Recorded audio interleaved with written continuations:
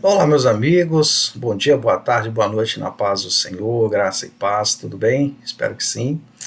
Hoje nós vamos falar aqui da parte básica, né, sobre teologia bíblica, em que consiste, né, a teologia bíblica. Lembrando aí que a nossa proposta para esse ano de estudo ali é voltado à graça, né, a graça maravilhosa de Deus para nós, uma análise da Escritura voltada a essa aplicação, né, é, tentarmos entender, né, o propósito de Deus para nós, para a humanidade, pela Bíblia, pela Escritura, como Deus se revela, né, como a gente pode olhar a lei e a graça através da Escritura. Né?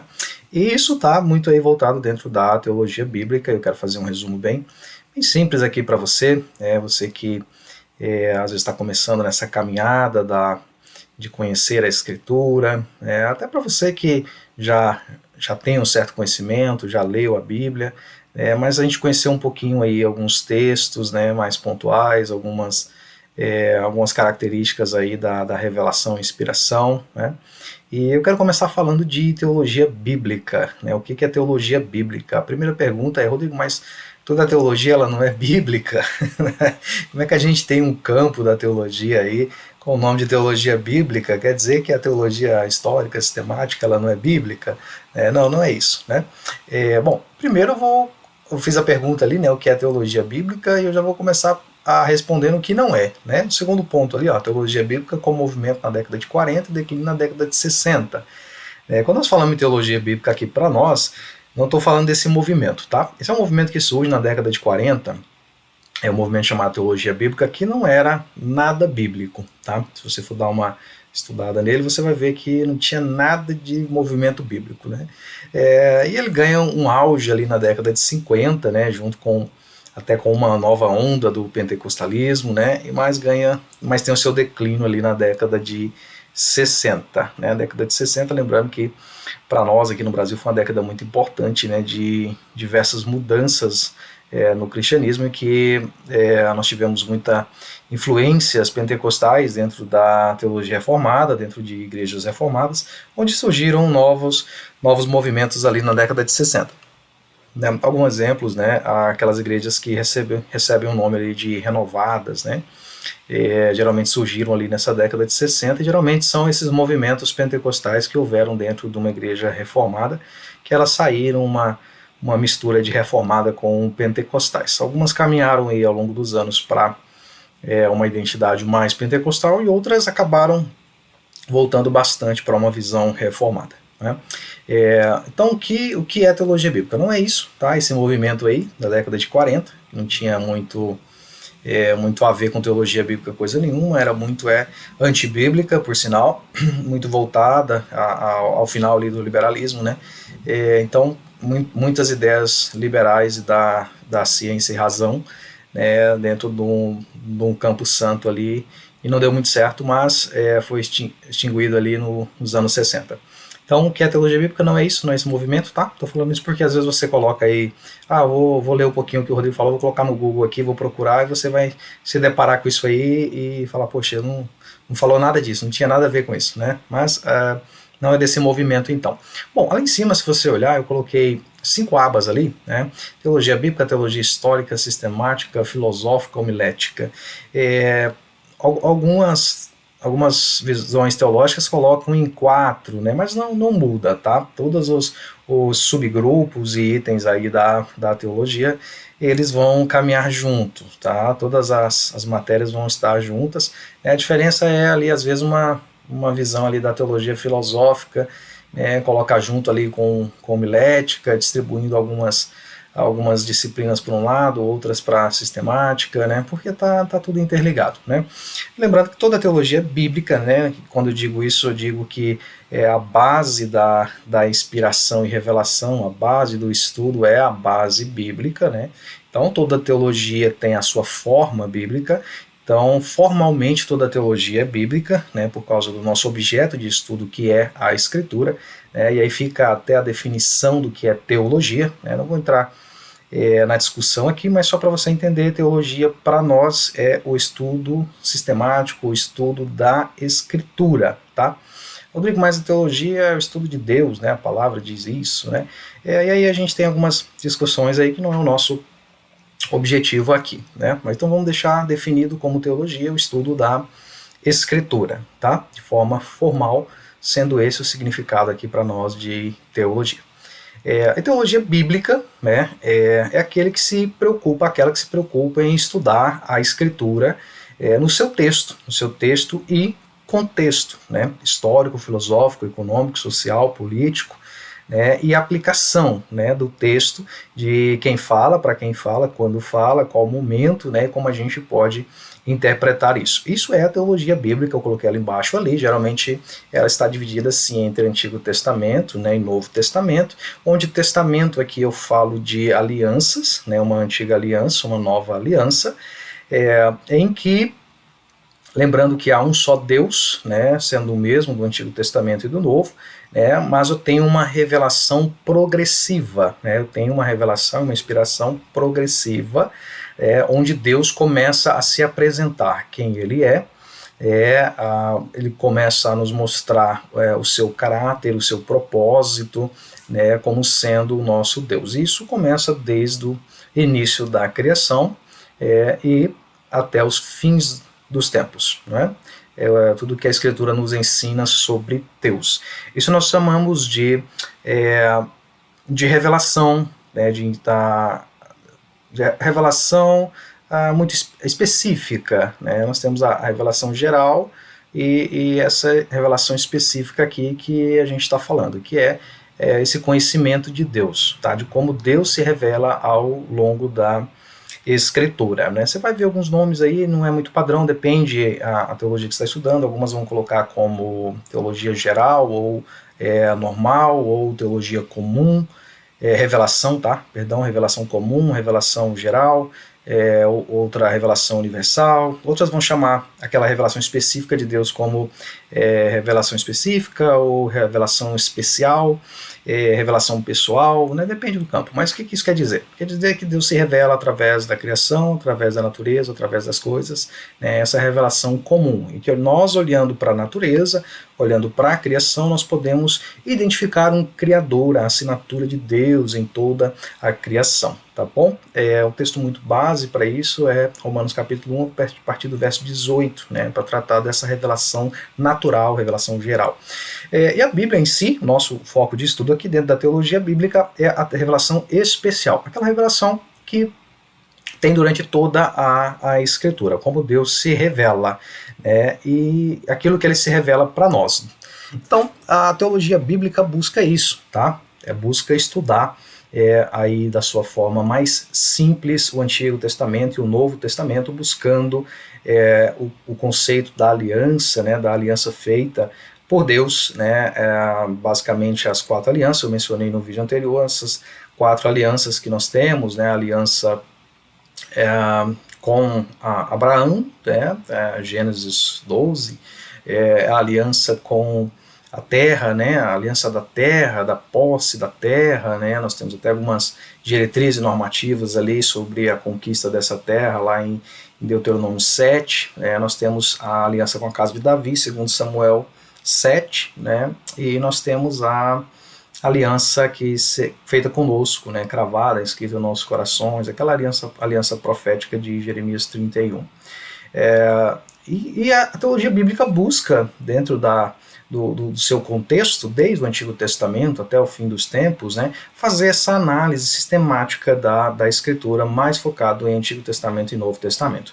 Mas a teologia não pode simplesmente ficar nessa análise. Por quê? Porque muita coisa a gente sabe que, para a nossa aplicação hoje, no ano 2024, né, hoje que eu estou gravando para vocês é dia 25, né, domingo, acho que é isso, 25 de fevereiro de 2024, a gente tem alguns assuntos hoje que a gente precisa trazer dentro do contexto bíblico, né, dentro da revelação especial de Deus, do caráter de Deus, aquilo que não é contrário à Bíblia, mas aplicado aos nossos dias de hoje. Né? Assuntos como eutanásia, assuntos como pirataria, né, a gente vai lá e busca para ver como a igreja deve se portar desses assuntos atuais. Isso é o campo da teologia sistemática, né? Infelizmente, boa parte dos evangélicos, quando falam em teologia sistemática, já associa isso a a escatologia, né, que é o assunto do fim dos tempos, né, isso é apenas um campo, né, da teologia sistemática que é estudado. Né? Por quê? Porque procura trazer para o futuro, para a nossa vida, né, o conceito bíblico, os fundamentos bíblicos, né? Então, para a contemporaneidade, tá?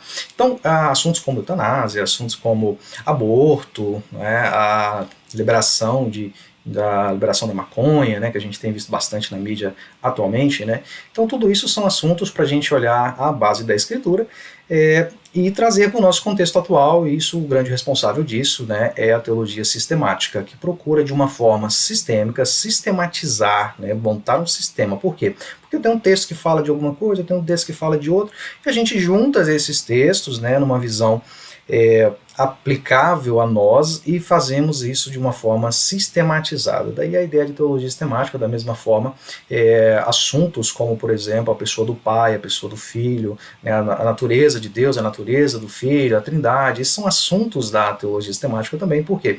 Porque a gente tem um texto que fala de uma coisa, um pedacinho, o outro fala mais um pouquinho, a gente junta isso tudo de uma forma sistêmica, né, e vamos chegar a uma conclusão, né, dentro da revelação. Quem é a pessoa do Pai, né, a pessoa do Filho, como nós podemos entender a Trindade e assim por diante, né? E isso é o campo aí da teologia sistemática. A teologia histórica, ela procura nos trazer o conceito desde o primeiro século, né, do Novo Testamento ali, desde o primeiro século até os dias de hoje, a aplicação de como foi vista a teologia, né, ao longo desses 2 milênios aí. Né? Então, a teologia histórica, desde o seu início, né, a Paulo já começa ali o que parece ser um combate a uma visão gnóstica, né, que é uma visão muito filosófica que surge muito de um pensamento grego, um pensamento helenístico ali, que vai ganhar muita força, vai ser um grande problema para a igreja até o século IV. Né? Ela surge mesmo declaradamente no século II, né? Mas a gente vê muitos aspectos disso já no Novo Testamento. Então, a teologia histórica, ela traz para nós, né, por exemplo, alguém que vai combater isso no século II, né, Irineu, que nasce no ano 130, vem a falecer no século III, né, 202, eu acho, e no ano 180, se não me engano, ele faz uma obra que é contra a heresia dos gnósticos, né, acho que esse é até o título, né, os hereges, a heresia dos gnósticos, né, um combate claro ali, trazendo o resgate do que a Bíblia ensina e o contrário, né, que seria ali da visão gnóstica. Então, a teologia bíblica se preocupa com isso, em mostrar ao longo dos séculos, do milênio, né, os 4 primeiros séculos, depois o campo do estudo também histórico, da história da igreja, desses conceitos sistemáticos, dos concílios, né,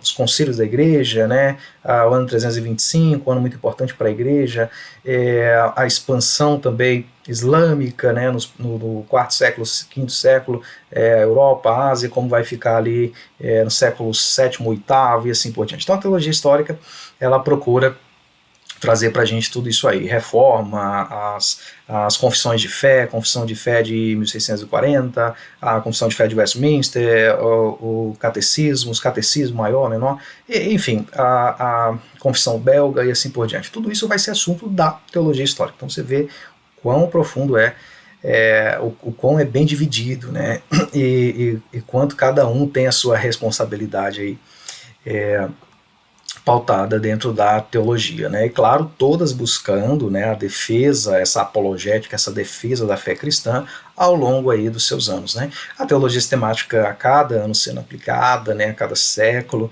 dentro daquilo que eram os seus combates, né, o panteísmo, deísmo, enfim, escolasticismo, iluminismo, né, vem com as ideias liberais, neoliberais, tudo isso a teologia sistemática levanta-se em certos momentos combatendo esses movimentos, né, a teologia dialética. Então, tudo isso, a teologia histórica e sistemática vão andar junto, né? A sistemática trazendo o resgate, falando, olha, está errado isso aqui, porque a Bíblia, né, diz isso, aí claro, dentro da teologia bíblica, né, pautando isso, e a teologia histórica nos conta esses momentos, né, ao longo dos séculos. E hoje, né, para a teologia histórica, nós estamos aí o que provavelmente estamos dentro do que chamamos de teologia moderna. É um pouco preocupante também aí dentro das visões neopentecostais, invadindo as igrejas com teologia de prosperidade, com muito voltado às experiências, ao sentimentalismo, né? Tudo isso tem preocupado bastante a igreja brasileira e do mundo de forma geral. A teologia filosófica, né, anda junto aí, um pouco mais novinha, né, hoje, porque assim, ela sempre esteve, né, acho que podemos dizer claramente que, de certa forma, todos somos filósofos, né, e essa parte filosófica é bem forte dentro da escritura, né, e tem crescido muitos campos dentro da teologia filosófica. Tá? Temos bons representantes hoje, né, acho que de 200 anos para cá ela vem ganhando força, vem se tornando ali essa divisão, né, da teologia filosófica, estudando muito a questão da ética, né, de como o cristão tem que viver nesse mundo de hoje. Isso é muito voltado à teologia filosófica, tá? Sistemática também, mas voltado ali a esse campo da ética, né? O que é ética para o mundo, o que é ética para nós, né? Como o cristão tem que ver essa ética que não vem de nós, né? Ou seja, ela não é imanente, não importa o que eu pense, né? Mas ela é uma ética transcendente, ela vem de Deus para nós. Então, o que eu penso sobre liberação de maconha, o que eu penso sobre aborto, sobre a vida, não interessa, não é? E diferente da visão do mundo, que há 100 anos atrás algo era errado e hoje já é certo, algo era imoral e ilegal e hoje já é certo, né? Para essa visão ética cristã, aquilo que era errado na época de Moisés até hoje é errado. Por quê? Porque o nosso Deus é imutável. Então, a teologia filosófica, buscando dentro da ética e, claro, dentro da teologia bíblica, trazer para nós, não só isso, tá, gente? Isso aqui eu estou dando um pequeno exemplo só, é muito maior do que isso, tá? Essa aplicação para a nossa vida. E a homilética, aqui eu quero chamar muito, mas muito a sua atenção. Eu até gosto de dividir em 4 ali, mas diante da proposta nossa, né, quis colocar aqui a homilética porque eu acho que é um ponto crucial para nós que nós estamos vivendo hoje. O que é homilética, né? O que é humilha, né? O que é isso de homilética? A homilética você vai ver definições como a arte da pregação, de falar, enfim. Mas é isso, é a forma de nós trazermos a nossa fé, a forma de nós pregarmos, de nós vivermos, ou simplesmente falar, né? Essa é muito a ideia da humilha, da homilética aí. Por que ela está ali no último? Porque a gente tem que entender que essa é uma das grandes atribuições das nossas lideranças, tá? Essa é uma grande atribuição dos nossos pastores, presbíteros, evangelistas, bispos. Essa é a parte da instrução, né? Não apenas da minha vida, de como eu vivo como cristão, mas de como eu falo, de como eu tenho esse discurso, né? Essa pregação, né? Tanto para você ter uma ideia, quanto à matéria, né? Aqui eu estou falando dela como o que é homilética, mas dela como matéria, porque isso é uma matéria também, tá? Se você for olhar, eu acho que todos, eu não sei aí teologias que não são confessionais, mas as teologias confessionais, seminários, faculdades que forem confessionais, você vai ter uma matéria chamada homilética. Geralmente a definição vai vir dizendo que é para arte da pregação, né? Não é bem assim, mas é a arte da pregação, seria esse conceito. Então pensa comigo, quem é que está pregando hoje? E veja que a arte da pregação, a arte de você sistematizar tudo o que eu disse ali, teologia bíblica, histórica, sistemática e filosófica, ela vem antes, ela precede a homilética. Então, você está percebendo onde eu quero chegar? Que era necessário que a gente tivesse um entendimento, pelo menos básico, da teologia bíblica, e nisso estudando o Antigo Testamento e o Novo Testamento, da teologia histórica, conhecendo ali ao longo desses milênios, né, a história da igreja, dessa aplicação ao longo dos séculos, né, ter pelo menos uma visão geral disso, a teologia sistemática, né, a sistemática vai falar da ceia do Senhor, tá? Como devemos fazer a questão da ceia, a questão de batismo, né, dessa aplicação para hoje, a ceia, o batismo, a questão de finais de tempos, a pessoa da Trindade, tudo isso vai estar dentro ali da teologia sistemática. A teologia filosófica, né, dessa ética de como nós temos que viver, e aqui eu acho que eu entraria principalmente no ponto ali de usos e costumes, né, que está dentro da teologia sistemática também, mas podemos abordar aqui na parte filosófica dessa aplicação da mudança do homem, das culturas ao longo dos anos, né, de como a gente tem que ver essa questão e essa aplicação. E agora sim, a homilética.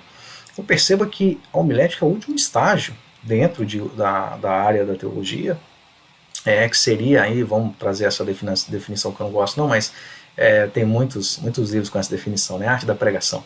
Então, na arte da pregação é o quê? É expor tudo que eu aprendi na teologia bíblica, na teologia histórica, na teologia sistemática, na teologia filosófica. Viu aí o compromisso e a responsabilidade, ou nosso como cristão, na hora de levar o evangelho, anunciar, né, e trazer, que essa é a parte da homilética, como é que a gente está trazendo isso? Né? A gente está patinando ali na teologia do Novo Testamento, do Antigo Testamento, né, dessa aplicação sistêmica da teologia, como foi tratado ao longo dos 2 milênios aí, como que a gente vive a questão da ética cristã, né, como que a gente fala e ensina essa ética cristã, né, dentro do nosso discurso homilético. Dá para você ter uma ideia do quão sério é um negócio aqui? Né? Preocupante. Né? Então, deixei a homilética ali de propósito. Né? Bom, então, o que é teologia bíblica? Né? A primeira pergunta ali, o que é teologia bíblica? Eu falei o que ela não é. Ela não é o segundo tópicozinho ali, né? O segundo item, mas o primeiro ali, o que é teologia bíblica? Teologia bíblica para nós aqui, de forma bem básica, bem singela, tá? Tô definindo bem simplesinho. Para você, que eu sei que está me acompanhando, que às vezes, eu não quero ser teólogo, eu não estudo teologia, né? Eu não li a Bíblia toda ainda, né? Então, eu sou novo na fé às vezes, então para a gente entender bem simples assim. Teologia bíblica é isso, né? Teologia, para nós aqui, tá na nossa definição, é esse estudo da Escritura, tá? O alvo da teologia, do significado de teologia, né, de teologia como estudo. Teu é Deus, mas Deus não é objeto de estudo, então para nós aqui sistemático, né, aquilo que fala dele, da sua revelação. Aí poderia estar Calvino, né, Martinho Lutero, mas não para nós aqui, não para na nossa teologia básica. A nossa teologia básica aqui, teologia então vai ser o estudo da Escritura, né, voltado para o que ela fala nessa antiga aliança e nessa nova aliança, tá bom? O que é, né, e qual a relação da exegese da hermenêutica bíblica? Tá bem simples também a tradução aqui, bem o significado, porque às vezes a gente acaba falando essas palavras, ou você às vezes já ouviu alguém falando, né, um pregador falou, porque a exegese, né? Aí você pensou, mas o que é isso, né? É um lanchinho que vai ter depois do culto?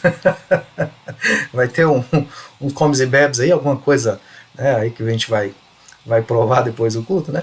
O que é a exegese hermenêutica, né? Muito usado no campo do direito, né? Para alguns juristas aí vai ser fácil.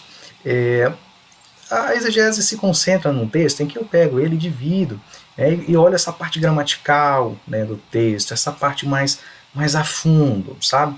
Então, assim, por exemplo, a gente tem alguns dicionários, né, que são os dicionários exegéticos, né? Você sabia que tem diferença de dicionário bíblico, dicionário de teologia e dicionário teológico? Você sabia que são 3, que são diferentes, cada um tem uma função, não é? Bacana, né? Então, assim, tem um que é o dicionário exegético. Ele procura te trazer, por exemplo, só a palavra.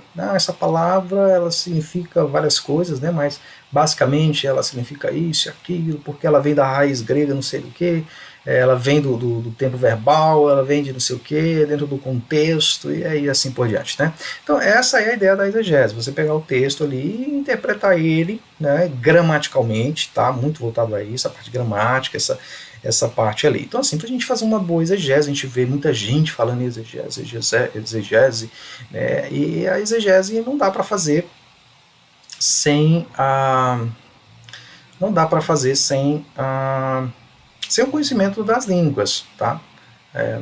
Das línguas originais, tá bom? Não dá para a gente fazer, tá?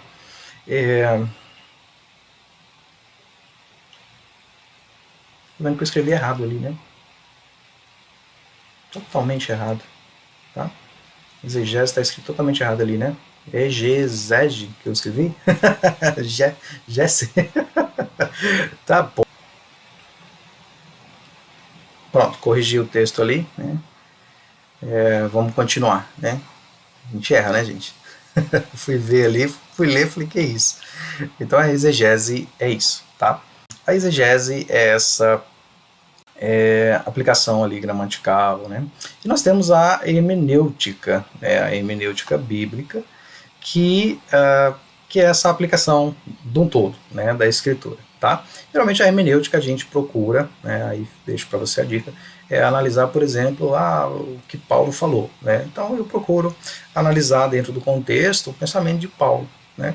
E claro, mas Paulo falou disso em tal carta, ele falou disso em outra, e a gente vê muita aplicação aí, porque o Paulo fala disso, né?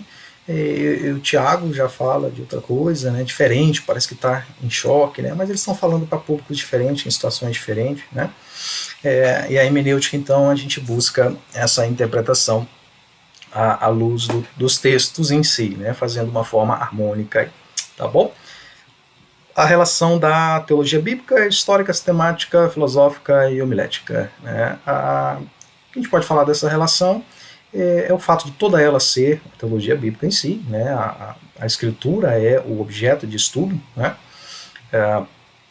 A teologia histórica possui a teologia, a escritura como o seu objeto maior, né, de ensino, e claro, procura dentro da parte histórica outros livros, né, outros conceitos, mas sem ferir em momento algum, né, claro, a escritura, ela sendo a maior fonte de inspiração e revelação, tá bom? Enfim, dentro da teologia bíblica aqui, aí para a gente encerrar esse conceito básico para você, para a gente encerrar, como é que a gente pode ver, por exemplo, a divisão da Bíblia em si, né? E nós vamos falar disso, claro, tá? Com muita calma. A gente tem que olhar para o plano de salvação, para o plano de redenção, que é o propósito de toda a Escritura, né? A graça de Deus, ela se revela em toda a Escritura, né? Por isso, às vezes, incorre da gente falar, porque eu tenho uma antiga aliança que não está mais vigente, né? E aí a gente precisa entender, por exemplo, que a lei moral, né? Que a lei moral, aquela que vem do ser de Deus, ela não muda, tá? A lei moral, ela não muda, não vai mudar jamais, então, ela vem do ser de Deus, tá? Então, assim, aquilo que era errado no Antigo Testamento, na Antiga Aliança, ela é errada também para essa nova aliança, né? Não terás para ti outros deuses, né? Ainda está errado isso aí, né? Por quê? Porque isso vem do caráter de Deus, e o próprio Deus ainda explica isso, porque eu sou Deus zeloso, né? Eu tenho ciúme de vocês, eu sou Deus, eu tenho zelo disso, né? Eu zelo de vocês são meus, são minhas propriedades, eu tenho vocês como meus, então eu não quero vocês se corrompendo com outros deuses, né, adorando outros deuses. Ele fala da idolatria, né, não assassinarás, né, esse mandamento, né, algumas traduções trazem como não matarás, né, a ideia é muito mais de assassinarás, né, tá falando, porque ele trata um pouquinho depois da morte involuntária como um pecado um pouco diferente, mas aqui dentro do contexto, né, aquilo que é da lei moral, né, aquilo que é do ser de Deus, isso não muda. Agora, aquilo que é a lei cerimonial, né, sacrificial, cerimonial, aquilo que é a lei civil, isso muda completamente, né? Então, aquelas leis que foram dadas ao povo na Escritura, para que eles vivessem em harmonia com seus vizinhos, né, de como se portar com seus vizinhos, com as tribos vizinhas que eram irmãos, né, toda essa lei de como eles deviam se portar em caso de lepra, né, deviam se afastar do arraial, todos os detalhes da lei, algumas para a saúde pública, outra para normatizar mesmo a convivência, outros para ter o cuidado, né, do primeiro INSS, né, do primeiro sistema de aposentadoria, né, de cuidar das viúvas, dos órfãos, né, tudo isso, a Loas lá, né, tudo isso que a gente tem no Antigo Testamento, isso não vem propriamente do caráter de Deus, não é? Claro, o cuidado e o zelo, sim, mas a forma deles se portarem depende muito de quando. De quando eles estão no deserto, né? Vocês estão no deserto, vocês precisam se portar assim.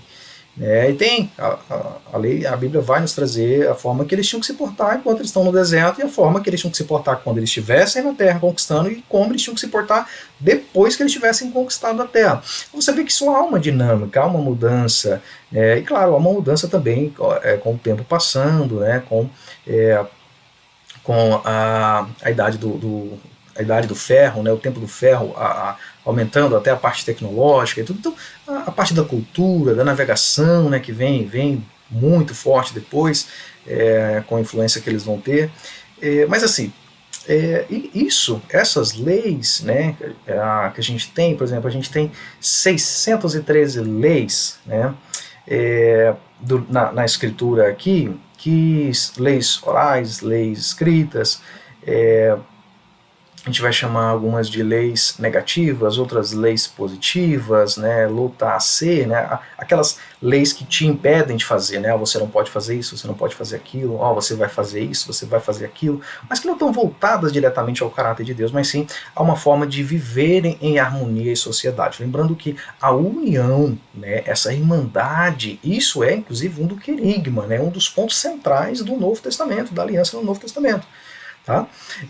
Isso também tem no Antigo Testamento, essa forma de viver, né, com os estrangeiros, como que eles tinham que se portar. Então, essa lei cerimonial, por exemplo, né, se você cometeu pecado, né, as ofertas de cereais para apaziguar a ira de Deus, as ofertas de holocaustos para tirar o pecado, para fazer a expiação. Aí tem as formas de pecado, a forma de punição, né?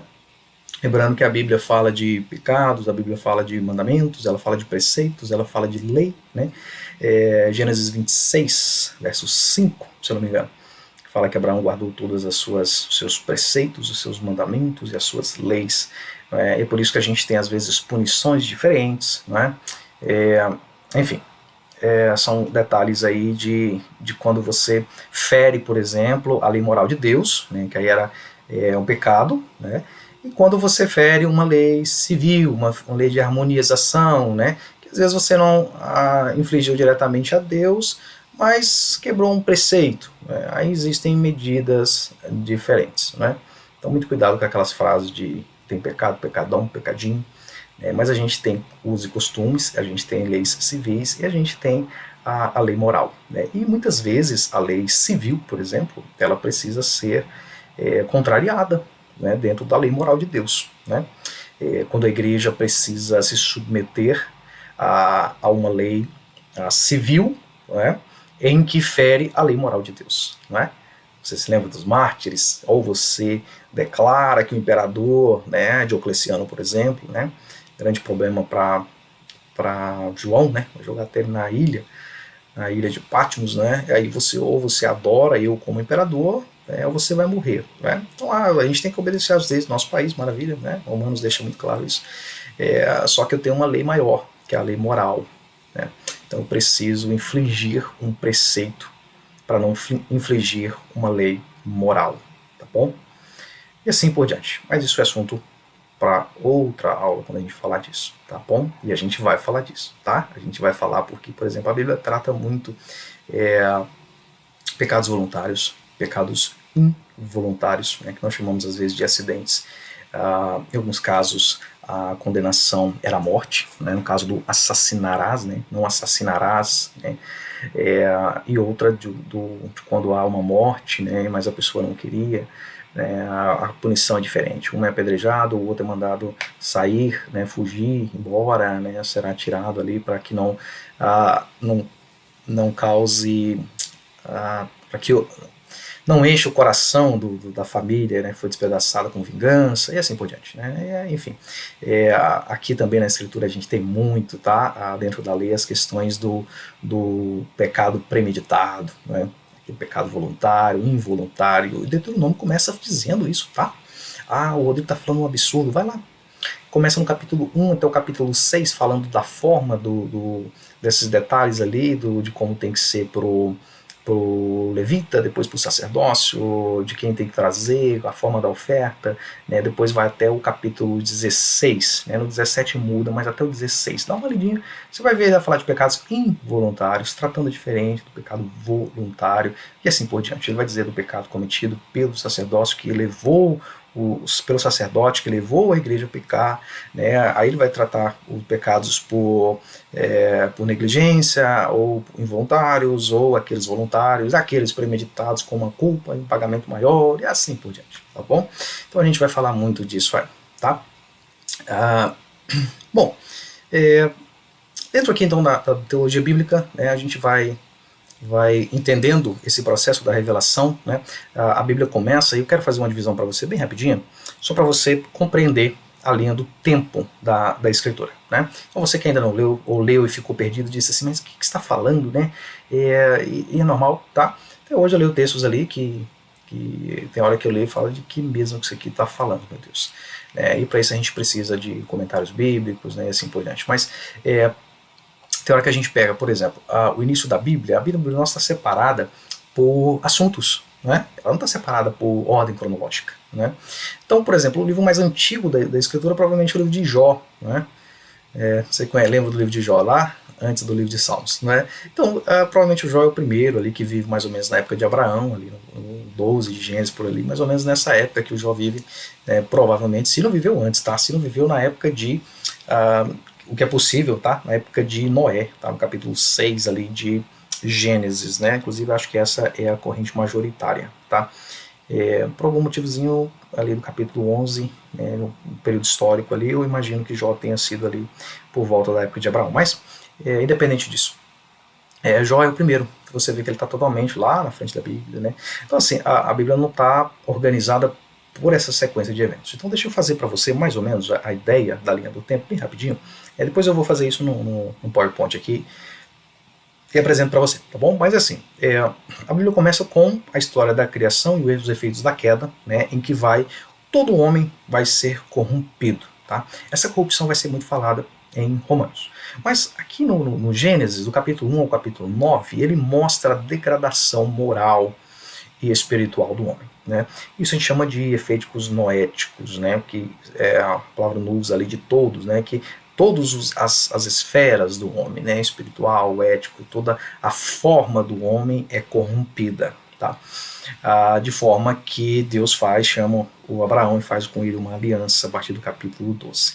Então, o início da Bíblia é mostrar essa corrupção humana, essa degradação.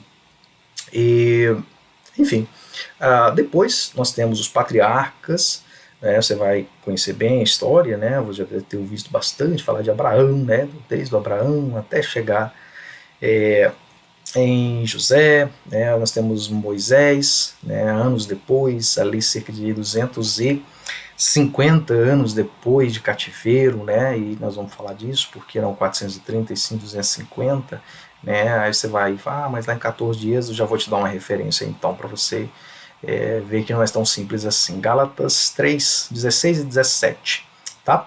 Vai dizer que a lei, né, foi dada lá, a lei que foi dada não cancelou a aliança, né, 430 anos depois. 430, então, que Paulo fala em Gálatas 3, é dado depois da aliança. Então a aliança é em Gênesis 12 e a lei em Êxodo 20, tá bom?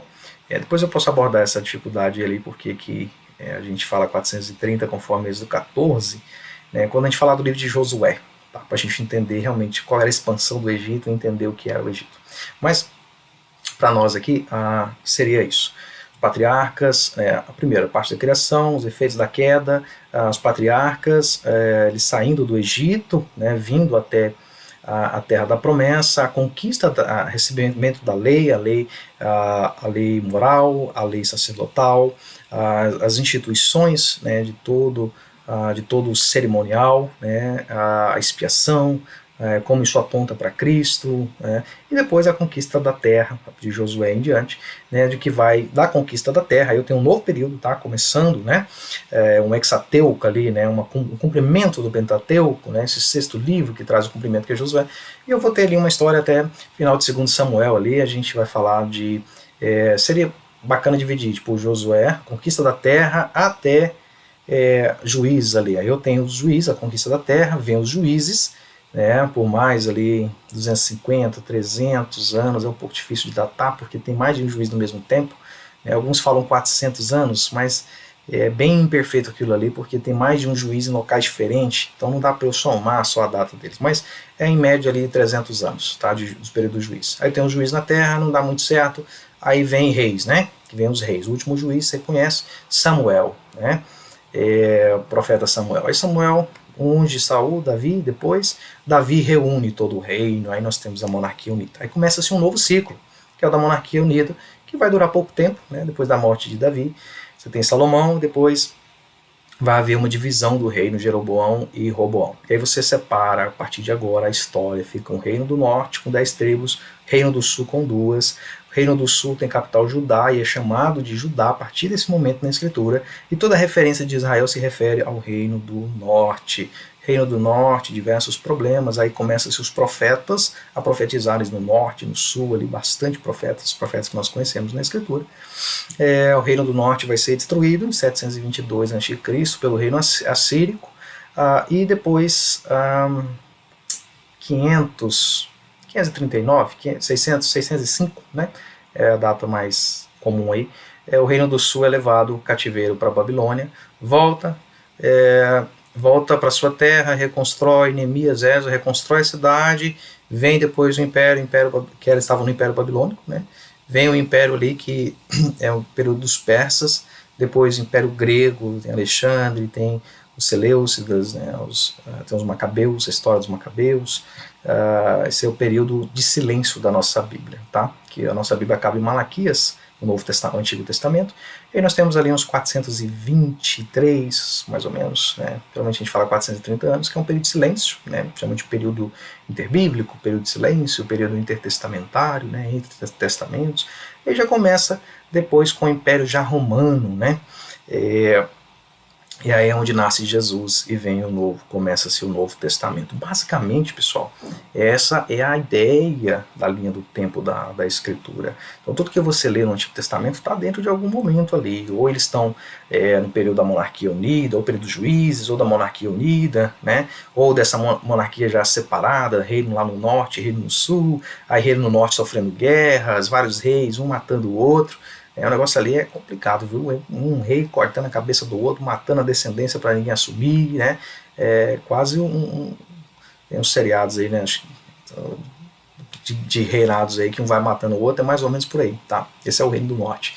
E o reino do sul, que é da casa de Davi, né? Dessa aliança da casa de Davi, de onde vem o nosso Salvador, de onde vem Jesus, né? Dessa aliança feita em 2 Samuel 7, lembra que eu te falei da casa de Davi?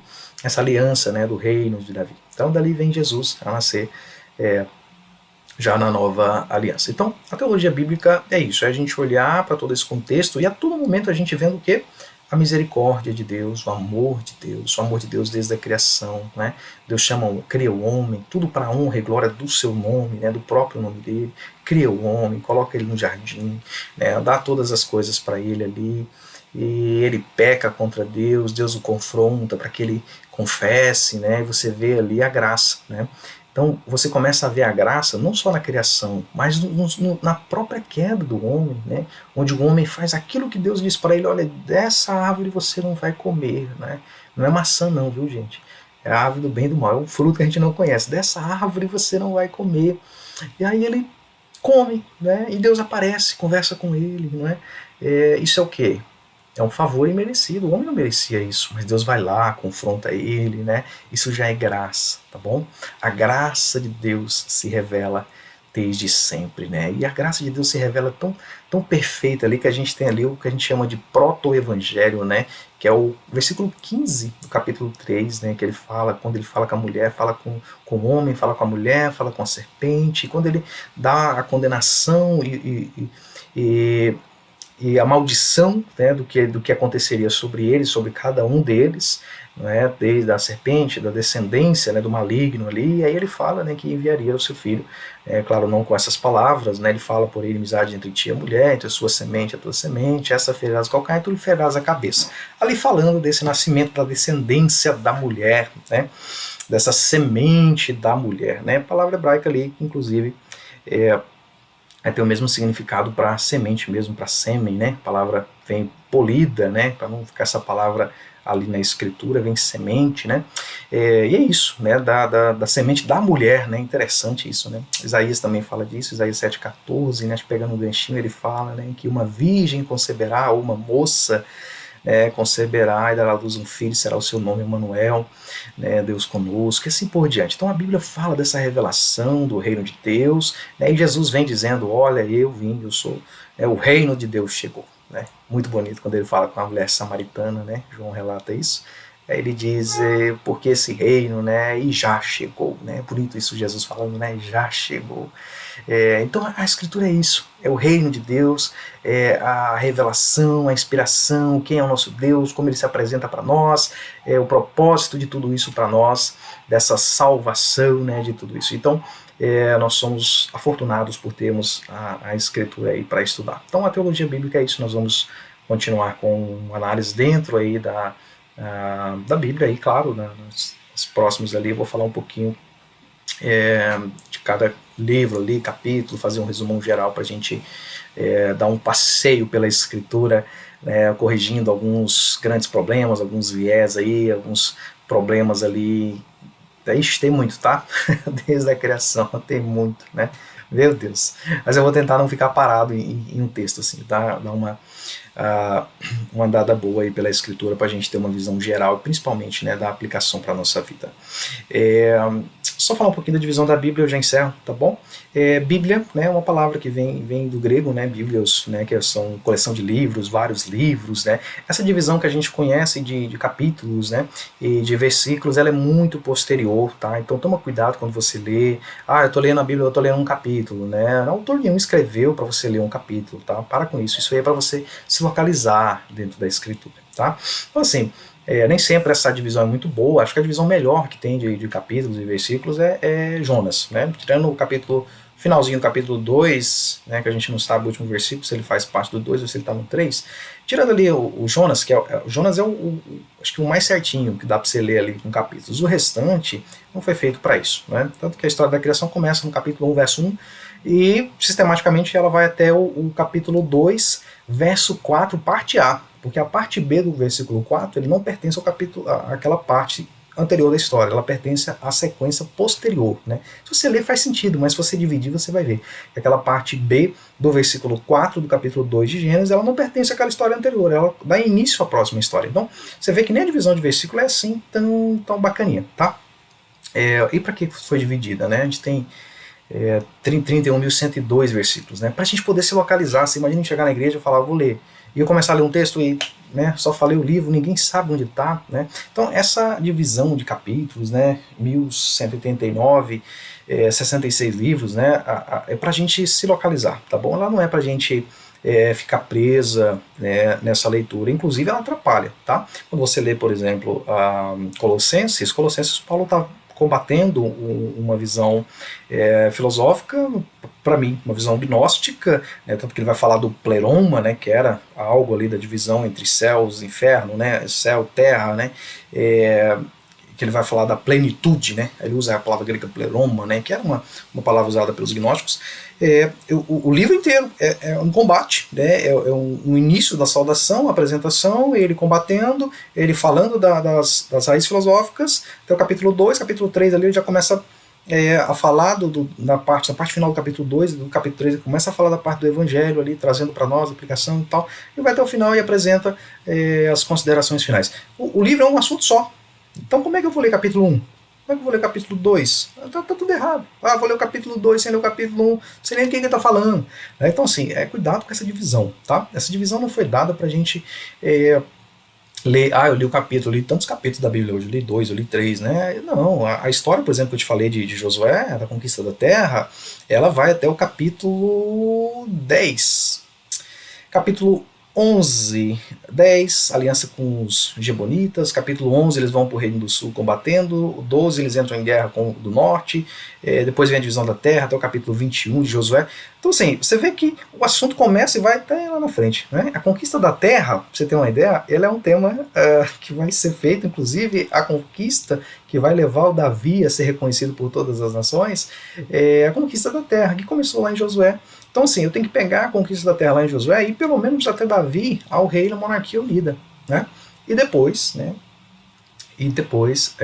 A divisão da monarquia e assim por diante. Então, cuidado com essa divisão aí de só para lei, né? Isso aí ganhou muita força no século XV, né? Com o início da imprensa, né? Do papel impresso, né? Foi até o que fez ganhar muita força, né? A tradução para o alemão, né, do Martinho Lutero, né. Alguns tentaram antes dele, ali a Reforma Protestante foi impulsionada inclusive pelo início da prensa, né, por esse início aí da publicação, né. Então você vê que só ganha força mesmo, não foi a primeira, mas foi a primeira que ganhou força, né, foi essa divisão aí de capítulos por Martinho Lutero.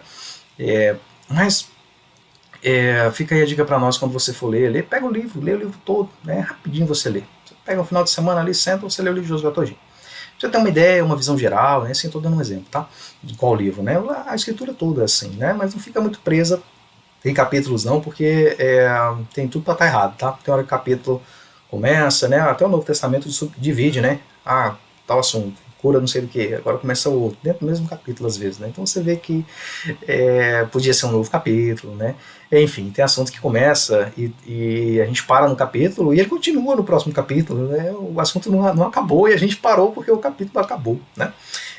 Mas basicamente isso é uma área, tá, da teologia, né? A teologia chama bibliologia, né? Que é isso um pouquinho que eu falei para vocês aqui de versículos, né?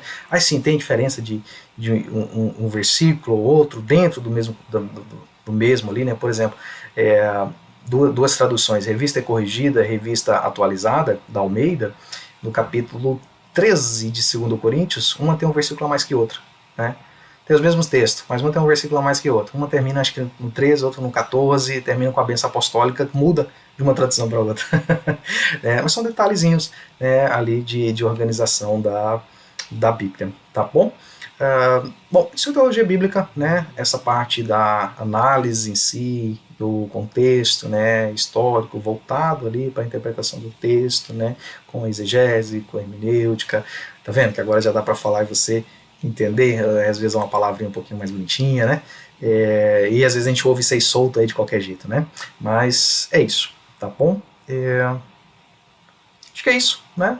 Continua na próxima aula aí, eu paro para fazer um slidezinho aí de criação, os efeitos noéticos da queda, e a vida dos patriarcas ali, um pouquinho desse contexto histórico, sempre voltado para a aplicação da nossa vida. Então o que a gente pode aprender?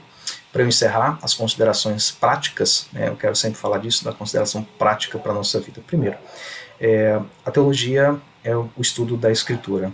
Então, como cristão, eu preciso conhecer aquilo que é o meu manual de fé, meu manual de vida. Tá? A homilética, que é a arte da pregação, que é o ato de falar, o ato de pregar, o ato de evangelizar, não é?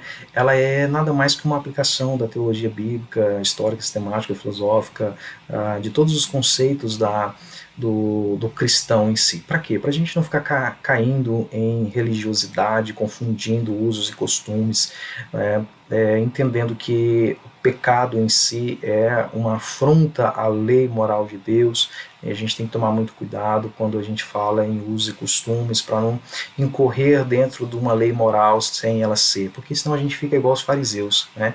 A gente volta à época dos fariseus em que ficava-se o legalismo da lei. Jesus veio combatendo o legalismo e não a lei, né? Então a gente precisa conhecer a nossa escritura, o nosso manual, tá bom? A gente precisa entender que o propósito da escritura é falar do reino de Deus, é falar da aliança e do propósito, falar da expiação, e tudo isso no Antigo Testamento de uma forma trazida pelos profetas, trazida pelos sinais, pelos acontecimentos, né, pela lei sacrificial, e tudo isso já é revelado, né, agora não está mais oculto, é revelado em Jesus no Novo Testamento. Outra aplicação prática para nós é entendermos que Jesus ele nos transforma, não é?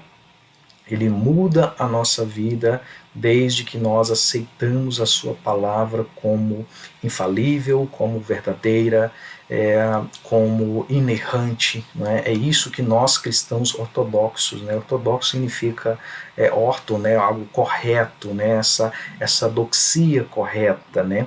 Então nós somos cristãos ortodoxos, por quê? Porque nós defendemos a Escritura como verdadeira, como infalível, como inerrante, tá bom? Isso é ser um cristão ortodoxo. E nós somos esses cristãos ortodoxos que defendemos a Escritura como verdadeira e absoluta, e que a aplicação é trazer para nós, para a nossa vida, o ensino da revelação de Deus, de quem Ele é, Ele como pessoa, Ele como ser, o nosso Deus como aquele que ensina a nós a ética dele, do coração dele, do desejo dele, dos desígnios dele, para que a gente viva isso e sendo representantes dele na terra. Amém? Deus abençoe, um forte abraço e na próxima aula a gente continua falando um pouquinho aí dos fundamentos teológicos da Bíblia, né, dessa visão cristã aplicada a nós hoje. Eu tenho certeza que nós vamos aplicar muita coisa para a nossa vida hoje, prática, pessoal. Tá bom? Sei que foi, para você que está acostumado a assistir a aula minha, sei que foi bem light, né? Assim, acho que superficial, que é o propósito, né, desse ano 2024. O propósito é falarmos, entendermos de forma simples, para você que às vezes não leu a Bíblia ainda, para você que está começando, que essas palavras às vezes são um pouco confusas, pelo menos esse é o propósito, tá bom? Aqui na descrição do vídeo, aqui embaixo, vai ter o contato, tá bom? rodrigoteologia@hotmail.com, né? Manda lá sua dúvida, sua pergunta. Rodrigo, eu queria que você falasse um pouquinho mais disso, explicasse isso aqui, né? Às vezes na superficialidade ali ficou confuso alguma coisa, tá bom? Deus abençoe, muito obrigado, um forte abraço, a paz do Senhor, graça e paz, Deus abençoe.